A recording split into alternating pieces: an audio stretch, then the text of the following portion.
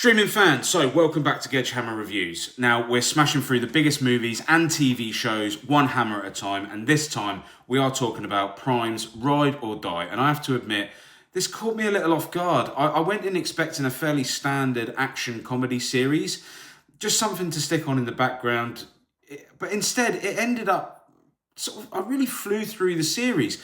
And the biggest reason for that for me was the chemistry between the characters. They bounce off each other brilliantly, and what could have been a very familiar buddy on the run story sort of feels fresh for the actors involved. Hannah Waddingham gives us plenty of opportunities to show that she is more than just that commanding presence that we've seen in Ted Lasso as an example. But she's got the comedy, she's got the emotion, she's got the action. Octavia Spencer, she's equally fantastic. She's funny without being cartoonish, and there's real depth to her character. And the action here, I feel, really deserves some praise as well. It's stylish, but not over the top. It's got some really cool sequences, and it moves at a really strong pace. There are a few twists along the way. There's laughs, there's mystery to keep you pressing that next episode. Is it a perfect show, though? Absolutely, by no stretch of the imagination is it whatsoever. I think it's good and I think it's fun, okay, but I think that's as much as I can give it. I was having a good time. I didn't mind that it got a bit cheesy, but if you're looking for that fun sort of weekend binge, then this does deliver. But before we go any further, spoiler warning ahead. From this point onwards, I will be talking about major story plot points throughout the series. And if you haven't finished it yet, then pause the video now and come back once you've watched it and let me know whether you agree with me or not. And I think the majority of you will.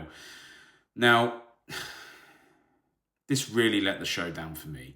The decision to kill off Ed Skrein's character towards the end of the series, I can't understand why they chose to kill off Billy.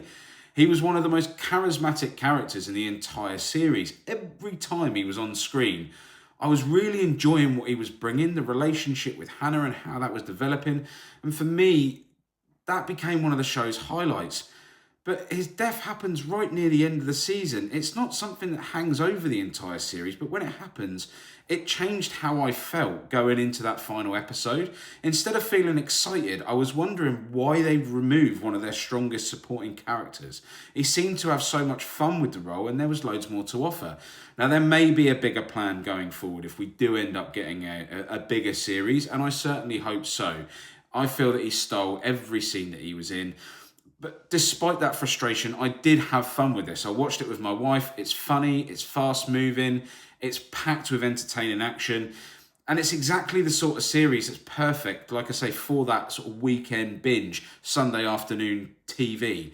Now, I'm giving it 3.5 out of 5 stars. I think that's fair. It might be slightly generous. I normally am. But it's that last sort of couldn't quite get it over the line. It just felt very wishy-washy. We were really building into that sort of Kingsman, John Wick sort of world. And then all of a sudden we kill off a character that's got so much to bring to this show. It was really disappointing. However, some really cool sort of visuals across Europe, some great car chases, some great action chases. So for me, I've said it, 3.5 stars is probably generous. It's probably 3.25, if maybe 3, but 3.5 is where we've landed because some of it is really, really good. I think some of the interactions, the dialogue, the action sequences, there's a lot of really good elements to this show. I just feel that we could have done that differently. It could have been handled in a different way. But that's just me. I might be wrong. Other people may feel that that was needed to develop Hannah's character going into the next series, and I feel that that might be something that we lean on. But we know with TV, if you've seen a Fast and Furious movie, you know these people aren't dead forever. Of course we can bring them back through whatever way possible, but Billy did look pretty dead to me. But hey, we will see. Anyway, you guys know what it is, okay? This is Gedgehammer Reviews. We are back with a bang. Here we go. Let's keep moving. Let's keep going.